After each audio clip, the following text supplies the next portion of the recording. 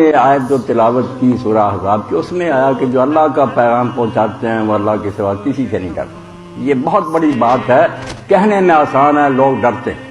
جن سے میں بات کروں ناراض نہ ہو جائیں، میرے مفتی غصے نہ ہو جائیں، میرے گروہ کے لوگ اسے یہ حق نہیں کہہ سکتے، کبھی نہیں کہہ سکتے۔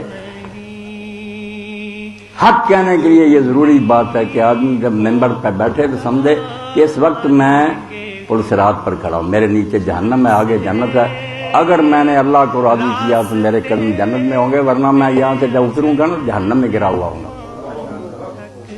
اس لیے میں آپ سے صاف کہتا ہوں، میں کسی کو خوش نہیں کرتا، نہ مسجد میں نہ کہیں، کہتا ہوں وہی بات، سمجھتا ہوں جسے حق۔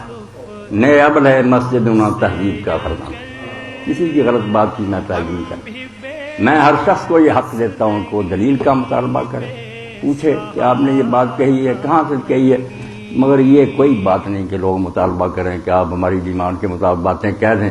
یہ تو مریضوں کی مرضی کے مطابق علاج کی بات ہوئی، ایسی بات نہیں۔ جو حق ہوگا وہ کہوں گا۔